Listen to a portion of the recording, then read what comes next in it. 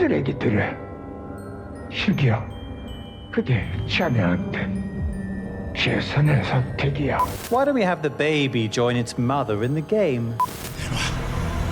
그 애새끼 이리 내놔. 너도 같이 뒤지기 싫으면 내놔!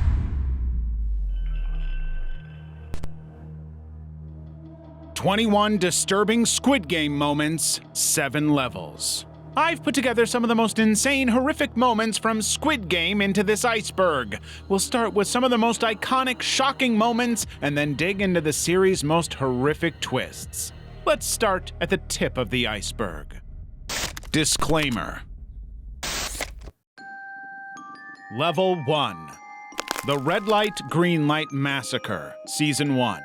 The red light, green light sequence in Squid Game's opening episode delivers one of the most jarring transitions ever put on television, effortlessly establishing the show's brutal reality in an unforgettable, bloody way. 456 players enter what looks like a massive open space, watched over by an enormous animatronic schoolgirl with pigtails and a yellow dress towering over them. The guards announce the rules. Move forward when the giant doll says green light, freeze completely when it says red light. A classic childhood game. What they don't say is what happens when you break the rules. Because that revelation needs to hit like a damn sledgehammer. Every time Young-hee turns her back and yells green light, people start moving. Some cautiously, others, well, more boldly. What Western viewers might not know is that Young-hee's design is based on Korean textbooks of the 1970s and 1980s, specifically to build more comfort and relaxation in local viewers. But then comes red light, and Young-hee spins around, uses her motion sensors to identify moving players, and summons the soldiers to kill them. That's when all hell breaks loose. Players start screaming, running, panicking, exactly what they shouldn't do. The snipers hidden in the walls open fire systematically. Bodies fall in waves. 255 people die in those 5 minutes, more than half the entire group. Gi-hun goes through his own transformation during this carnage. He starts the game almost amused, not taking it seriously like everybody else. But when the elimination begins, his face shifts from confusion to horror to pure survival instinct. A player grabs onto him, begging for help, but Gi-hun has to make the choice: save himself or die trying to help. He pushes the person away. Ali catches him when he stumbles, narrowly preventing Gi-hun from triggering the sensors himself. Director Hwang Dong-hyuk chose red light, green light specifically because it could accommodate hundreds of players simultaneously while delivering maximum shock value. Everyone understands the rules instantly, which means everyone understands exactly how preventable each death is. It's not a complex challenge, they're simply moving at the wrong moment and paying with their lives. The game is arguably the single greatest choice to open the show because it sums up the entire series. Childhood innocence turned into violence. Welcome to the games. The Honeycomb Executions, Season 1. After Red Light, Green Light, most of us assumed that all of the games would be kind of like that, skill-based to an extent, but then along comes the Dalgona game to prove us all very, very wrong. Dalgona totally strips away any illusion that skill alone can save you in Squid Game. It's really more about chance and ingenuity, the ability to exploit loopholes in the system, basically. Before the game begins, all players are handed a tin container revealing a honeycomb candy with 4 possible shapes stamped into the center: circle, triangle, star, or umbrella. And they have exactly 10 minutes to carve out their chosen shape using nothing but a thin needle without breaking the fragile sugar candy. What makes this game particularly cruel is how it masquerades as a test of precision when it's actually just about who gets lucky enough to pick the right shape and who's clever enough to cheat the system. The umbrella shape becomes an immediate death sentence. It's the most intricate design with delicate spokes that snap at the slightest pressure, while the circle and triangle can practically be punched out by hand. So survival depends entirely on the random selection process rather than any measurable ability, turning the game into a kind of lottery. Anyone whose candy breaks or whose time runs out is instantly shot, creating a highly tense atmosphere that surely makes it all worse. 제발 한 번만 더. Gi-hun stumbles upon his life-saving technique purely by accident when his sweat drips onto the candy and begins dissolving the sugar. He starts licking the back of his umbrella-shaped honeycomb to separate the design from the surrounding candy without applying any pressure with the needle. It's genius! Other survivors employ equally unconventional methods that have nothing to do with the stated rules. Ha Min-yo uses a smuggled lighter to heat her needle and slice through the sugar like heated butter, while players who chose simpler shapes watch in horror as those with umbrellas drop dead around them. The game rewards rule-breaking and lateral thinking over following instructions. The best way to die is to literally do what you were asked. There are exceptions to the lateral thinking rule, though. When player 119 breaks his honeycomb and realizes he's about to be eliminated, he stabs a guard in the eye and takes another hostage, demanding they remove their mask before ultimately taking his own life rather than face execution. The front man responds by eliminating the guard whose face was exposed, confirming to us that even the enforcers aren't safe from the game's rules. Ingenuity can be rewarded, cheating cannot. The Glass Bridge Scene, Season 1, Season 2. The key rule of Squid Game is that everybody playing has the exact same conditions: fairness. In games like Dalgona or this Glass Bridge game, they choose their fate before they even understand the game. In the Glass Bridge game, selecting those numbered vests determine their crossing order, meaning the first players face mathematical doom, while those who chose higher numbers essentially sentence others to clear their path. Players must cross a bridge composed of 18 pairs of glass panels, with one panel in each pair made of reinforced glass that can support human weight, while the other shatters on contact. Each step represents a 50-50 gamble with no visual distinction between the panels unless you're a pro, meaning the first player faces odds of roughly 1 in 262,000 of successfully completing all 18 steps. Each elimination provides crucial information to the remaining players, creating a system where survival depends entirely on watching or pushing others to fall to their end. The game's design forces players into a position where they must benefit from the elimination of those ahead of them, with each step forward only possible through the loss of another. This creates a twisted form of passive complicity where later players become beneficiaries of earlier eliminations, standing on platforms that others have identified through their final moments. As the game goes on, the players become more comfortable sacrificing one another to obtain valuable information about the path, determined to get to the end one way or another. When Song-woo eventually does this with just seconds to spare, we know that he is, in one way, right to do it, or they would all die. But we're just as horrified as Gi-hun that he actually had it in him. 3 players succeed, but it comes at a hefty cost. Level 2. Killed for an Egg Scene, Season 1. After the Dalgona game, the surviving players line up for what they expect to be a proper meal, only to discover they're being handed a single hard-boiled egg and a bottle of soda, less than even prisoners would receive. The portions are deliberately calculated to leave everyone hungry and desperate, and you can see the disbelief on their faces as they realize this is all they're getting despite nearly dying in the previous game. Deok-soo, player 101, immediately recognizes this as a strategy designed to break them down, muttering about how they almost died and this is what they get in return.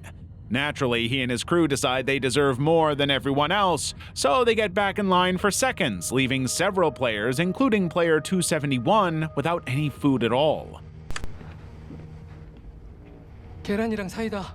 빨리 줘요. 우리도 못 받았어요. Just as the game's organizers planned, the hunger starts driving people to desperation. Player 271 watches other people eat more than they deserve while his stomach remains empty, and something snaps inside him when he sees Deok-soo showing no remorse for what he did. After player 271 calls out the unfairness, he tries to grab Deoksu's drink, claiming it rightfully belongs to him. But when the bottle shatters on the ground, we know what happens next. Deoksu lands a vicious blow to player 271's head, sending him plummeting to the ground, where Deoksu continues kicking him.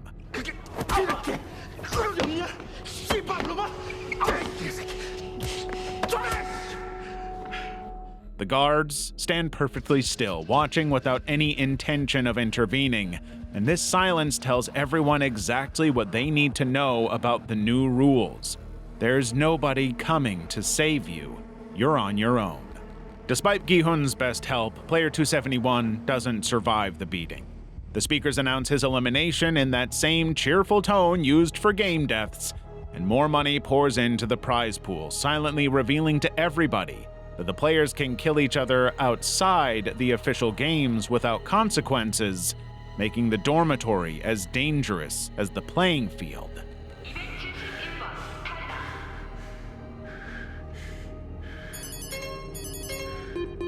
The single egg was psychological warfare designed to push people past their breaking points and to reward them for committing insane acts of violence. The Riot Night episode, Season 1, Episode 4. In the 4th episode of the first season, the Game Masters carefully created conditions pay off in an extremely violent ways.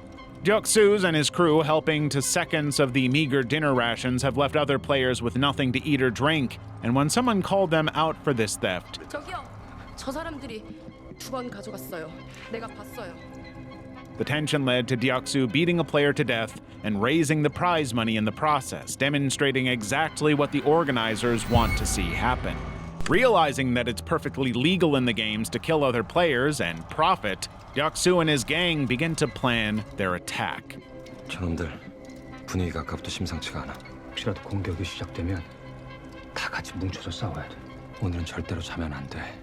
When night falls, the real chaos begins as players realize they're completely vulnerable to attack. Deoksu moves through the darkness with a broken bottle, violently stabbing the woman who reported his food theft earlier. With the violence kicked off, the lights start flickering in a nauseating strobe pattern that turns the entire space into a disorienting nightmare where nobody can see clearly enough to defend themselves properly. The panic and confusion pressures people to attack before they think, attacking basically anybody who happens to be within reach, because it's impossible to distinguish between threats and allies. Throughout the whole thing, Gi-hun frantically searches for Player 1, eventually finding him cowering and crying for the fighting to stop. The moment the elderly man's voice cuts through the chaos, pleading for everyone to cease their attacks, 이러다가는 다 죽어. 야, 너무 무서워. 그만해. the lights immediately return to normal, and the guards rush in to restore order. Now we know that one is actually the mastermind behind the games, but did he know this would happen? Is this his signal to end the chaos, or was he genuinely afraid of getting attacked? Sae-Bayok joins Gi-hun's group during the melee, and they manage to survive by staying mobile and avoiding the major clusters of violence. Their survival strategy involves finding each other quickly and moving as a unit rather than getting trapped in individual confrontations where the strobing lights would leave them completely defenseless against multiple attackers. In Squid Game, working as a team keeps you alive, but it doesn't change the fact that it's truly everyone for themselves. Thanos by a fork. Season 2, Episode 6. Thanos enters Squid Game Season 2 as this purple-haired rapper who seems almost cartoonish at first, dancing during red light green light while high as hell and bragging about destroying half of humanity with his raps. The show positions him as chaotic entertainment, a drug-addled character who brings levity to the deadly games through his outrageous behavior. But while the show is carefully positioning him as the season's primary antagonist, we have no idea that every single moment is carefully building toward his violent end, which will come much, much sooner than we think. The build-up starts immediately with his manipulation of the red light green light game, where he deliberately pushes players in front of him, causing them to fall like dominoes and get shot. a gleeful, calculated elimination of other contestants for his own survival, something he will do often. Something wrong. Just stick close behind me, okay? The show then layers in his relentless harassment of Myung-gi over the cryptocurrency scam that ruined both their lives, creating this simmering tension that feels like typical game drama until it explodes into something much darker. His control over Namgyu becomes increasingly disturbing as episodes progress, with Namgyu effectively becoming his second in command. You see Namgyu's fidgety behavior when separated from Thanos, his tendency to hide behind his friend, the way he deflates when Thanos tells him to leave others alone. It's psychological dominance that Thanos is building to protect himself. But tensions over the Tide vote reach a breaking point, culminating in the bathroom confrontation. Thanos is forcing players to change their votes to O when Myung-gi calls him out, triggering a verbal fight that quickly turns physical. X is over here! These two were just threatening one of us a second ago. They're pressuring someone to change sides so they'll win the vote. Is that true? Thanos gets the upper hand and begins strangling Myung-gi on the bathroom floor, but all players were given a metal fork with their dinner. Myung-gi drives the fork into Thanos' throat, then stabs repeatedly as blood splashes across his face. Thanos bleeds out on the dirty bathroom floor while other players fight around them, his death adding money to the prize pool and sparking even more violence. The scene is raw and messy with none of the theatrical drama of the main games. Nobody could have expected that this so-called villain would be taken out so quickly. Se Byok's death. Season 1. Se Byok was arguably one of the most beloved characters of Season 1, having earned her place in the finale without ever being outwardly violent or underhanded. She survived 5 brutal games through sheer determination and street-smart instincts, making it to the final 3 contestants alongside Gi-hun and Sang-woo. She was never shown to kill anybody. So when she made it through the glass bridge game in episode 7, we all assumed that she had overcome another obstacle. But the very next episode revealed that the explosion had embedded a large shard of glass deep into her stomach, forcing her to hide the severity of her wound from the others, knowing that showing weakness could make her vulnerable. After the finalists enjoy one last meal, the game unveils its final act of psychological manipulation, clearing away everything except for one steak knife each. 이제 파이널리스트가 되신 여러분을 위해서 저희가 특별한 선물을 준비했습니다. Knowing that Sang-woo is a cunning contestant willing to take out anybody who stands in his way, Se-byok and Gi-hun form a pact during these final hours, promising that whoever survives will care for the other's family. Given how weak Se-byok is, we pretty much know she won't be making it out. 나랑 약속 하나만 해. 아저씨든 나든 둘 중 한 명이 살아서 여기 나가면 서로 남은 가족 챙겨주기로. But when Gi-hun notices Sang-woo has fallen asleep, he moves toward him with the knife, ready to eliminate what he sees as the greatest threat to their survival. Se-byok stops him, reminding him that he's not the kind of person who kills others. He's a fundamentally good person. 그러지 마. 아저씨. 그런 사람 아니잖아. The show's creator, Hwang Dong-hyuk, later said that this moment of moral intervention essentially sealed her fate, as her decision to save Sang-woo directly led to her own elimination. She collapses shortly after, her body finally succumbing to blood loss from the glass shard wound. Gi-hun's desperate attempt to get help becomes the final cruel twist in an already devastating sequence. He pounds on the dormitory doors, pleading with the staff to provide medical assistance for his dying friend. The staff eventually responds by opening the doors, but instead of medics, they enter carrying a coffin. Gi-hun's screaming had woke Sang-woo up, drawing his attention and allowing him to slit Se-byok's throat, ensuring she couldn't recover and potentially vote to end the games. It's one of the most devastating moments of the entire series, another tragic loss of a beloved character. And since nobody likes to lose, don't forget to make sure you don't lose us by hitting that subscribe button so you'll always know when we post a new video. But you can prevent a loss of your own by hitting that subscribe button, so you always get our latest content. Let's move on to the next level. Level 3. The Death of the Recruiter, Season 2. In the first episode of Season 2, we discover more about the Recruiter, namely that he is as psychopathic as he is handsome. But by the end of the episode, when Gi-hun has finally tracked him down, we end up watching one of the most tense, well-crafted sequences of the entire series. It all comes down to a single moment where these two men sit across from each other with a loaded gun, with Gi-hun agreeing to play Russian roulette. But this isn't the standard version where you spin the cylinder after each turn. The Recruiter wants to raise the stakes by going back and forth until someone inevitably gets the bullet. Somebody is going to die, and even though the trailers have shown it won't be Gi-hun, we're still kind of edgy, knowing that at any moment someone is going to get that guaranteed fatal shot. Partway through the game, the Recruiter decides that it's not quite pushing the boundaries far enough for him. So instead of pressing the gun to his temple as per usual, he starts putting the gun in his mouth for no real reason other than it's a little more insane. The tension escalates with every trigger pull because, unlike regular Russian roulette, we know one of them will die within a matter of seconds. But when they reach the final two chambers, the Recruiter offers Gi-hun an out that reveals the entire psychological trap he's constructed. He tells Gi-hun that he can simply point the gun at him and pull the trigger until it fires, saving himself and killing the Recruiter, even mentioning that the key to reaching the game's leader is in his coat pocket. But then comes the big catch. He adds that if Gi-hun takes this route, he'll have to admit he's trash and just as worthless as everyone else, that he values his life more than another's. This is where the Recruiter's ego becomes his downfall, because he's so convinced that Gi-hun will break under pressure and abandon his principles.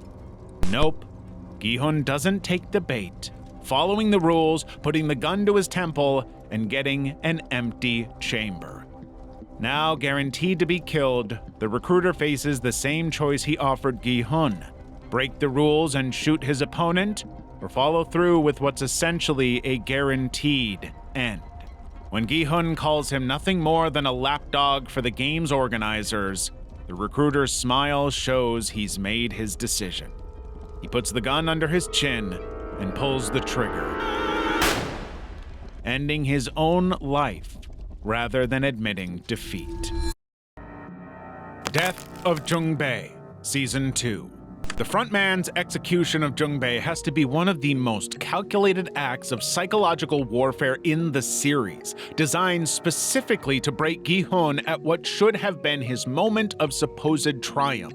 Jung-bae's death was a culmination of an elaborate manipulation that began the moment the frontman entered the games as Player 1. The frontman, operating under the alias Jung-il, has spent the entire season building trust with both Gi-hun and Jung-bae, positioning himself as their closest ally while secretly orchestrating their eventual failure. Sure, he stopped the rebellion, but he wanted more. He wanted to deliver the maximum psychological devastation to the one person who dared challenge the system. During the chaotic uprising in the season finale, Gi-hun and his allies attempted to storm the control room after overpowering guards during a nighttime brawl. The rebellion seemed promising at first, with players successfully stealing weapons and making their way through the facility's corridors. They quickly found themselves outgunned and trapped on the stairs leading to the management area. What makes Jung-bae's death particularly disturbing is how preventable it was from the frontman's perspective. He could have eliminated the threat without this level of cruelty, but chose the most psychologically damaging path instead. It's like the frontman deliberately kept Jung-bae alive during earlier challenges, including the Mingle game where he strangled another player to ensure Jung-bae's survival, all to preserve him for this moment. When Gi-hun and Jung-bae finally surrendered, facing the masked frontman who they didn't realize was their trusted ally Jung-il, the execution became a lesson about the consequences of hope. The frontman could have simply killed Gi-hun and ended the threat permanently, but instead chose to force him to watch his closest friend die as punishment for his little hero games. Chungbei's death served multiple purposes for the frontman. It crushed Gi-hun's spirit while demonstrating the futility of resistance in these games. The games will always continue.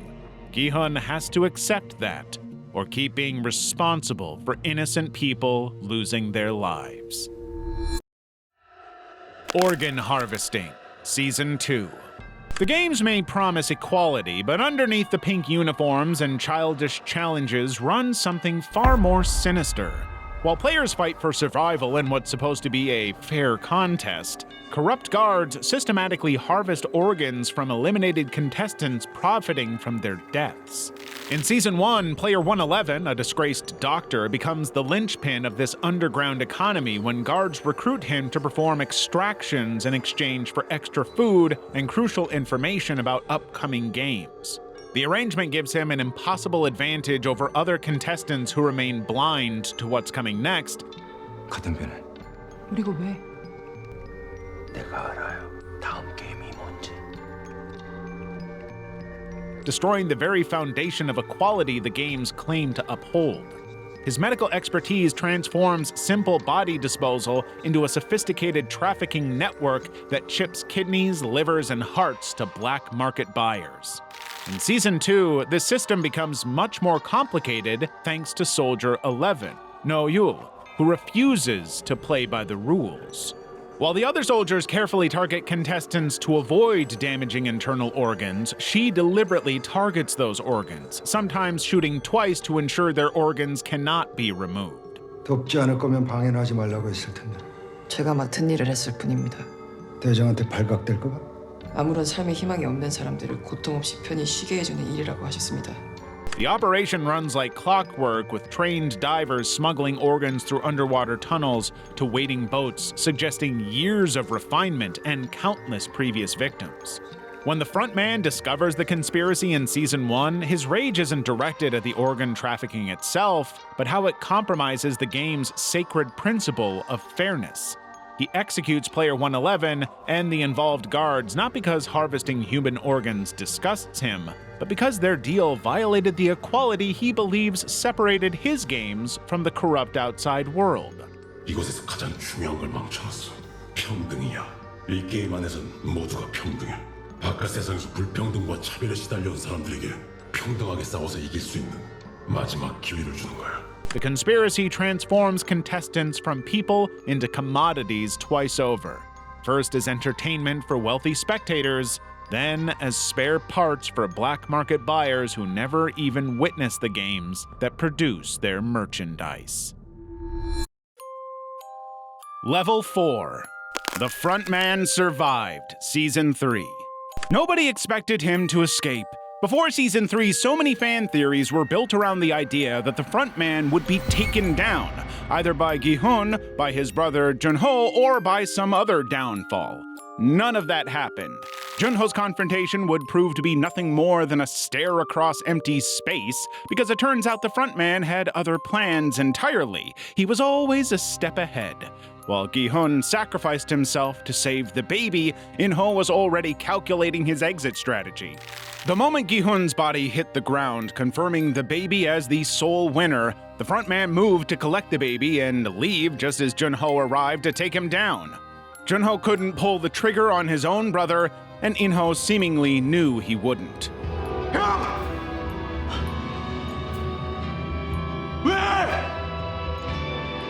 왜 그랬어? There was still the potential for some kind of confrontation as the island's explosive counted down, but the evacuation protocol meant that frontman, like everyone else, was basically gone by the time the explosions began tearing through every building and piece of evidence. The flames reflected in Gi-hun's lifeless eyes as everything burned. 6 months later, In-ho delivered the baby to Junho's apartment with a note marking her as the winner and a debit card containing 4.56 billion won, which no doubt confused the hell out of Junho. But then, In-ho went to Los Angeles to visit Gi-hun's daughter, informing her that her father had died, handing over bloody green tracksuit fabric and the remainder of his prize money before he witnessed the American recruiter picking up new players for, presumably, the American games. The thing is, the show makes it impossible to understand any of his motivations for these final acts, something Lee Byung-ho also confirmed.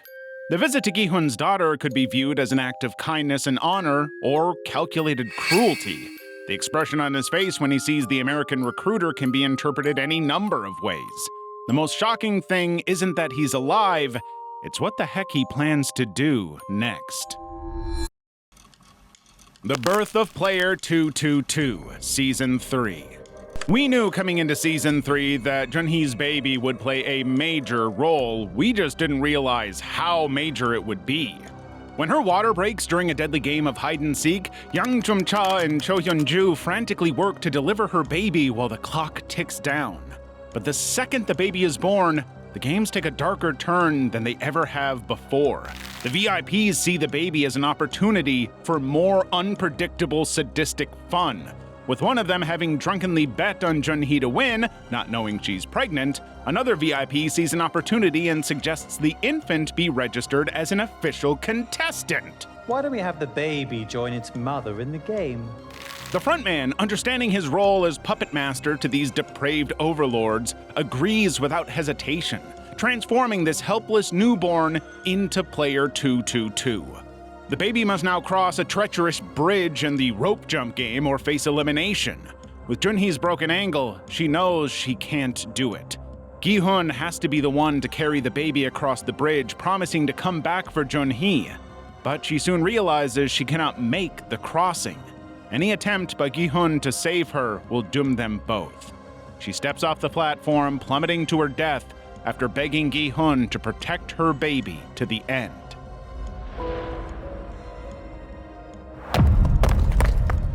Now her child is Player 222, which means she inherits her mother's share of the prize pool.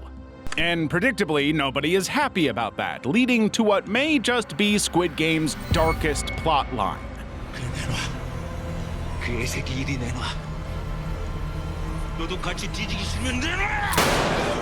The remaining players immediately begin strategizing how to eliminate the baby, just so they can make a little bit more money. They take votes trying to justify their actions, even though the situation is unthinkably cruel and barbaric. The baby, who never chose to be in the games, essentially becomes a chess piece.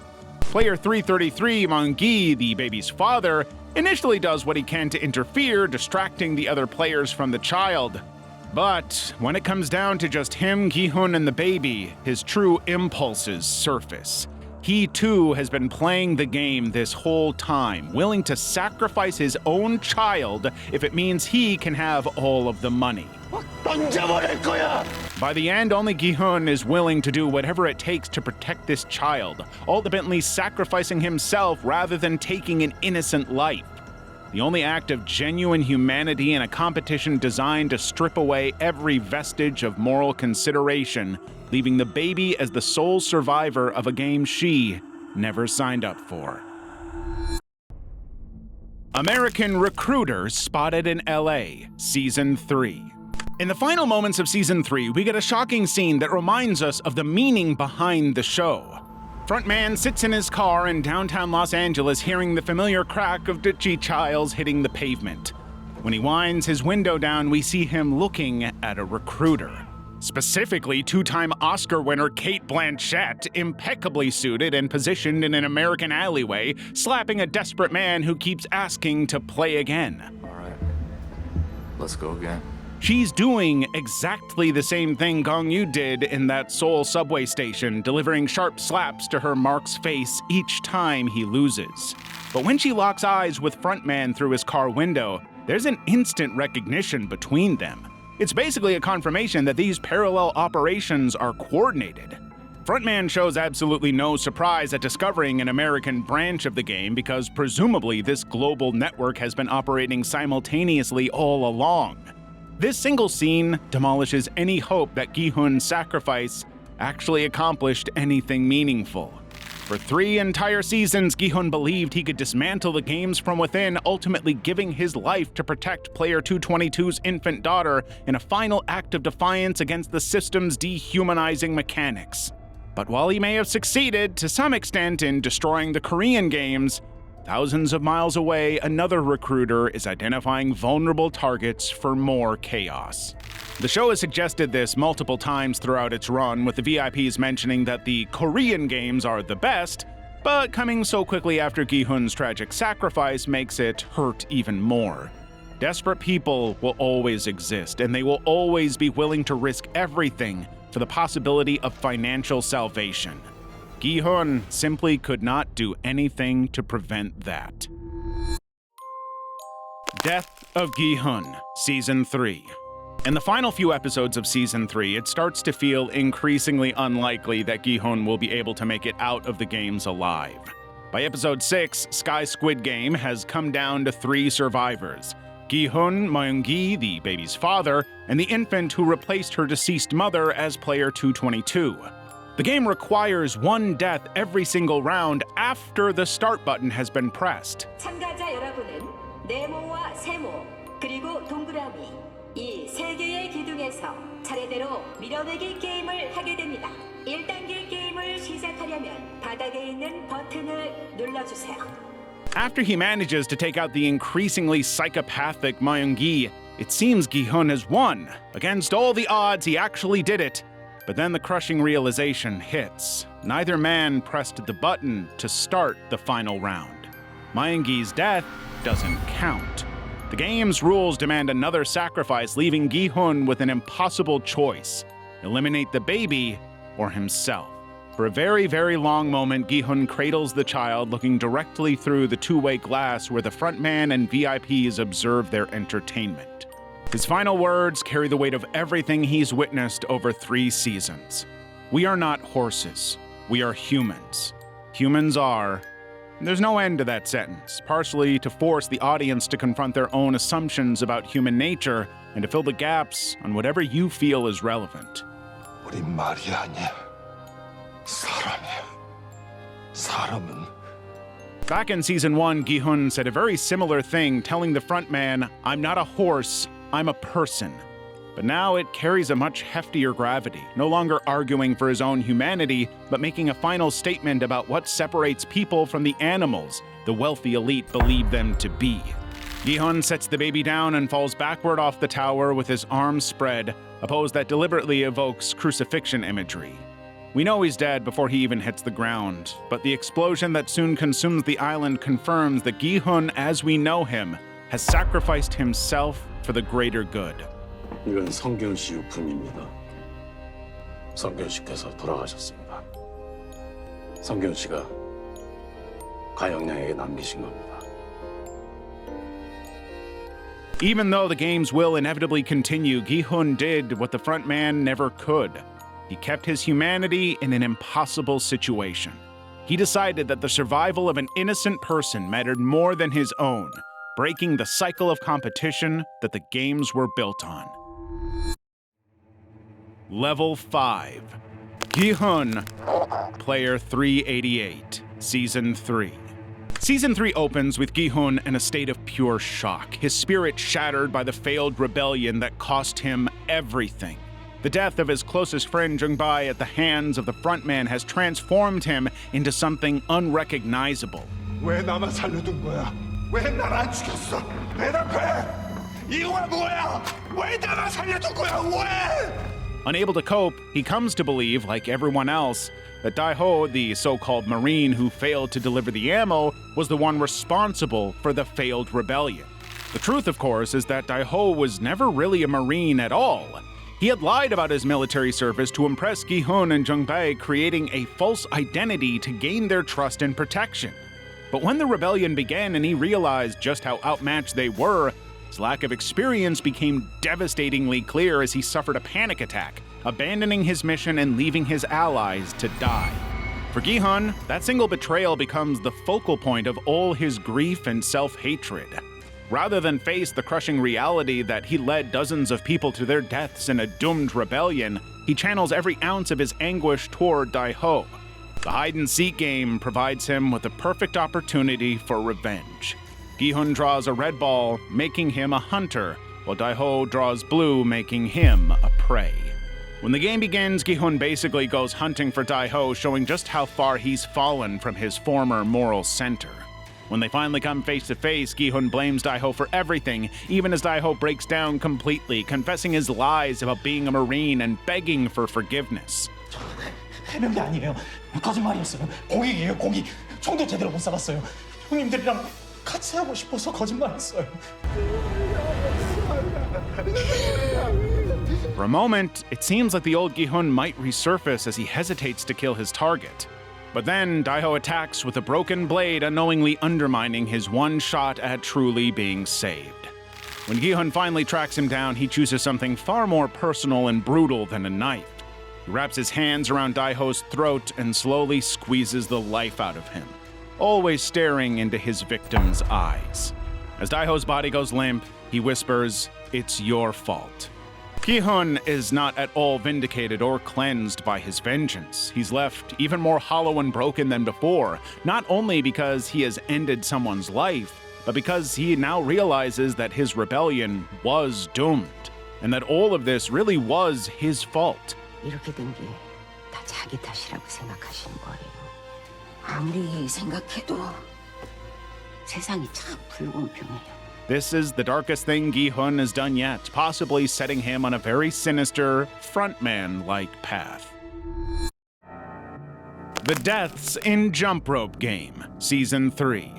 In Episode 3, we're introduced to the jump rope game, in which players must cross a narrow broken bridge while timing their jumps to avoid a swinging steel rope and get to the other side. One single misstep or mistimed jump will send them plummeting to their death. There are two key deaths in this scene, but we should also highlight the absolute psycho who makes it across and then starts throwing off the other winners just to give himself an advantage.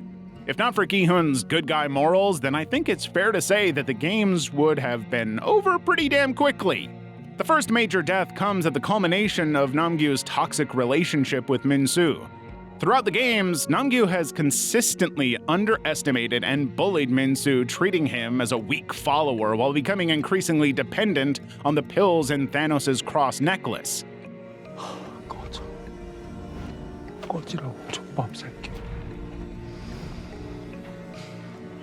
But after Namgyu killed Min-soo's only ally in the games, Se-mi, Min-soo was left with a deep-seated rage within him.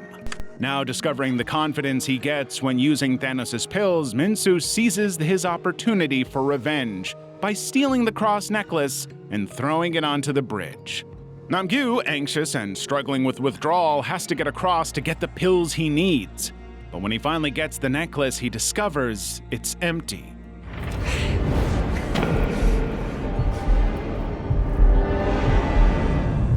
Min-soo has taken all of them. Before he can react, the steel rope catches him, sending him tumbling into the void below.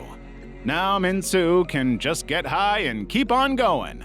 The second tragic death is Jun-hee. Having given birth during the previous hide-and-seek game while suffering from a badly injured ankle, Jun-hee recognizes the physical impossibility of successfully crossing the bridge herself.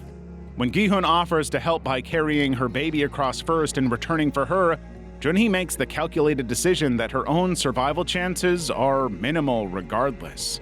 Rather than risk Gi-hun's life in a futile rescue attempt, she urges him to protect her newborn daughter and deliberately steps off the bridge. 제발 오지 마세요, 아저씨. 아저씨까지 잘못되면 아이도 죽어요. Her death transforms the baby into the new Player 222, creating one of the series' most disturbing twists where an infant becomes an official contestant. But it at least wakes Gi-hun up from his revenge-obsessed haze. The dark backstory of the Frontman, Season 3. In Episode 4, the Frontman summons Gi-hun to his quarters, revealing his true identity and offering Gi-hun an interesting proposal. With a knife provided by Frontman, if Gi-hun kills the remaining players while they sleep, he and baby player 222 will become co-winners, making the final game impossible to play and ensuring both his and the child's survival. 네가 그놈들을 다 죽이고 나면 참가자는 너와 아이 둘뿐이야. 다음 게임은 두 사람만으로는 할 수 없는 게임이야. But the proposal isn't entirely as black and white as it might seem.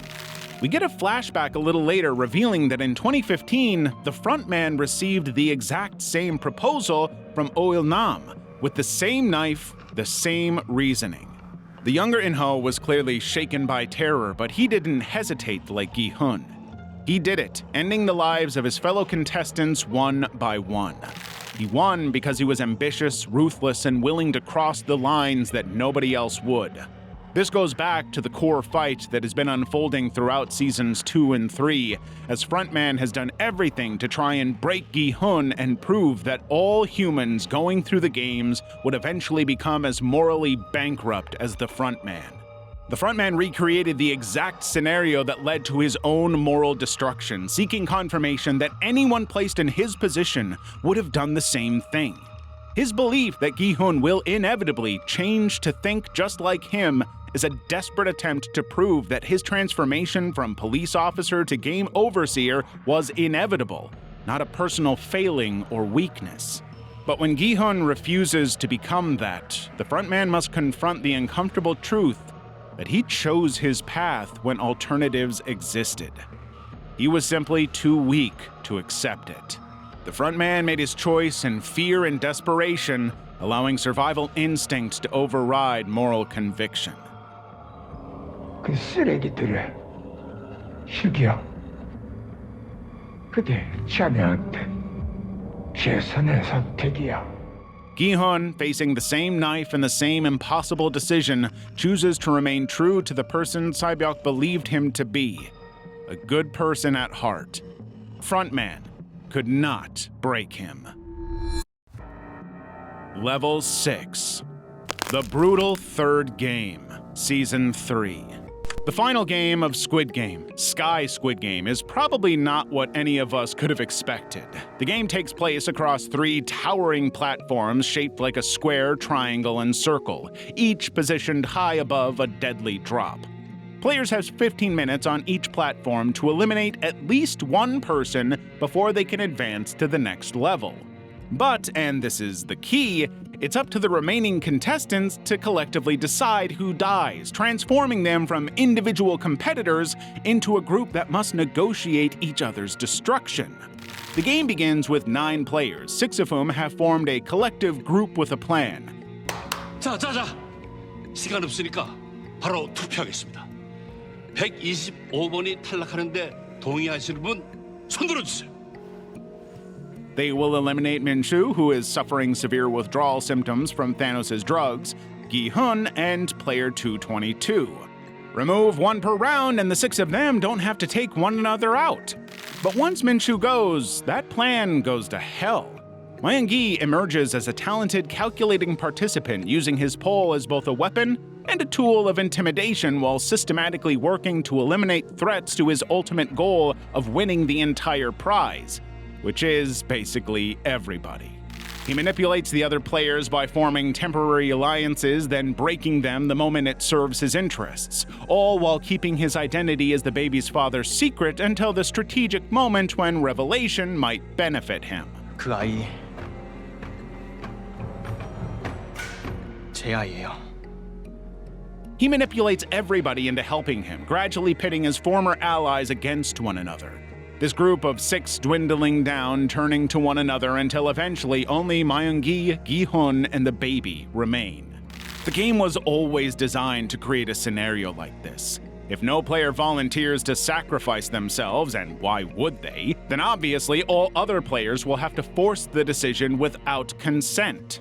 Like all the best Squid Game games, there's no morality or compassion, exactly how the VIPs like it.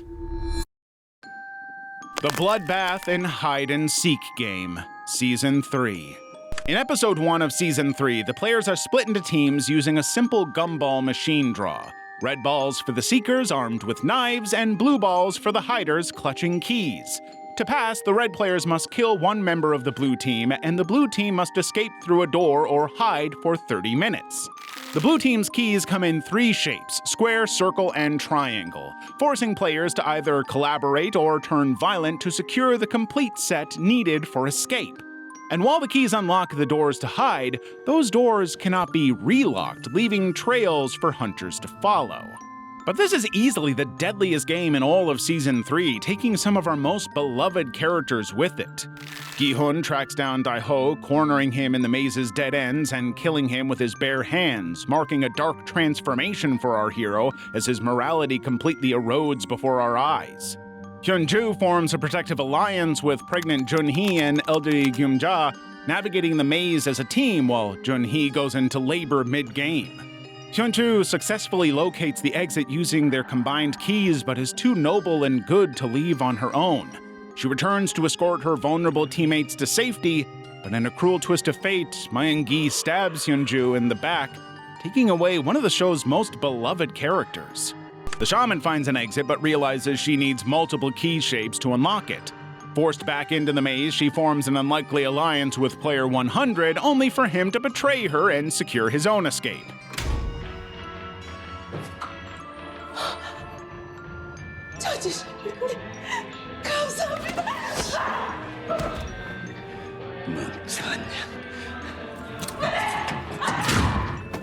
In her final moments, she encounters Min-soo still hallucinating from Thanos' leftover drugs and mistaking her for his tormentor Nam-gyu. He stabs her to death in a moment of rage. But perhaps the most disturbing is Gyum-ja's impossible choice. Her own son, Young-sik, who is on the red team, has been unable to bring himself to kill someone.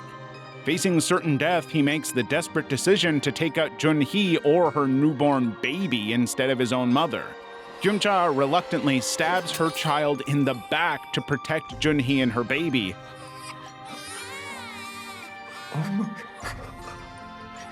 Crying in despair as the pink guards arrive to finish him off. The psychological weight of ending her son's life proves unbearable, and she takes her own life that night. The game claims 35 lives in total, including dozens of unnamed players caught in the maze's deadly corridors. The aftermath leaves only 25 survivors who must confront both their actions and the reality that the games are far from over. Still, at least they got through this unthinkable bloodbath. Level 7. Hanging Corpses of the Resistance. Before the characters can move into their first game of Season 3, the organizers decide they needed a reminder of their own failure. On the way up to the game, they pass the hanging corpses of those who followed Gi-hun's doomed rebellion. The announcer reminds the players that this is what happens to those who try to undermine the games through violent means. 저희들은 이 세계의 공정하고 평등한 게임의 법칙을 파괴하려는 어떠한 이성적인 행위들도 결코 용납하지 않을 것이다. It's a classic psychological move on the part of the organizers who know that these bodies will be a strong enough reminder of failure for everyone else foolish enough to even consider trying again to destroy the games. Jungbei's body sits among the corpses, a cruel reminder to Gi-hun and his followers of what it cost them. Dae-ho knows from the sight just what it means. In the first episode, Gi-hun has made no secret of how enraged he is about Dae-ho's failure to deliver the ammunition, convinced that the rebellion could have worked if he delivered. Now, this body is just more proof of how far they failed. It truly breaks something within Gi-hun, giving him even more of a fire to want to kill Dae-ho. By the time they reach hide and seek, it becomes a powder keg within him, and the games have just given him the opportunity to avenge Jungbei by killing Dae-ho. Of course, that won't change anything. It doesn't bring Jungbei back, and it leaves Gi-hun feeling even more lost, once again reminded that those corpses were killed because of his decision to stage a rebellion that was doomed before it even began. Myung-gi plans on sacrificing his own child. Season 3. Of all the characters in Season 3, none of them had as serious a character arc as Myung-gi, player 333. Throughout Season 2, he was shown to be looking out for Jun-hee at every turn, but, as shown in the bathroom fight, capable of protecting himself when he had to. But hide and seek changes everything. After allying with Nam-gyu, Myung-gi discovers that they can get 2 kills in 1. Every blue they kill will also eliminate a red, getting them closer to the finish line. 그러면 우리가 파란 것들 찾아서 더 죽이면 이만큼 빨간 놈들이 죽일 사람이 없어지니까 파란 놈 하나에 빨간 놈 하나까지 두 놈을 단락시킬 수 있는 거야. 그러면 상금이 2인분씩 늘어나는 거고. Together, they become increasingly bloodthirsty, with Myung-gi even accidentally killing Hyun-ju in his bloodthirst, just minutes after she essentially helped Jun-hee find an exit. But then, during jump rope, Jun-hee tells Myung-gi that she and her baby want nothing to do with him, instead asking Gi-hun to protect the baby going forward. 나가자, 우리 살아야지, 준이야. 살아서 아이도 데리고 나가야지. 너 같은 쓰레기랑은 아무 상관없어. 그러니까 꿈에서라도 절대 나랑 내 아이 앞에 나타나지 마. 아저씨, 아기 먼저 데리고 가주세요.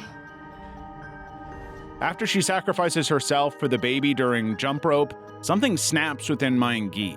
No longer having any motive to try and help another person, he plays the game with ruthlessness and ambition. In Squid Game, Myung-gi methodically turns all of his allies against one another, convincing them not to sacrifice the baby but one another. With absolutely no mercy, he manages to take out every single one of the opponents except for Gi-hun and his baby. Now, if you were anything like me, this is where you were expecting Myung-gi to do something good, sacrifice himself, or at the very least, try to redeem himself. Wrong. Myung-gi threatens Gi-hun, demanding that he hand over the baby so that it can be sacrificed, essentially guaranteeing that Myung-gi will walk away with all of the money after he inevitably kills Gi-hun. 아이만 넘겨. 당신은 거기 남고. 너 설마 네 손으로 이 아이를 죽이고 그 돈을 가지고 여길 나가겠다고? Fortunately, that isn't what happens. Gi-hun just about manages to knock Myung-gi off the edge, sending him falling to his death and saving the child, only to discover that they never hit start, meaning all of this has been for nothing. Only after all of this does Gi-hun finally find it in himself to do the right thing, to sacrifice himself the way none of the other players seem to be able to do. Myung-gi was so corrupted by greed that he would have killed anybody to win the money. That is what the games are all about. It's what the VIPs want. But Gi-hun? Gi-hun was no ordinary player. He wasn't a horse. He was a human. If you're not quite ready to leave the games yet, why not check out this video about the wildest Squid Game theories to see just how right or wrong we were.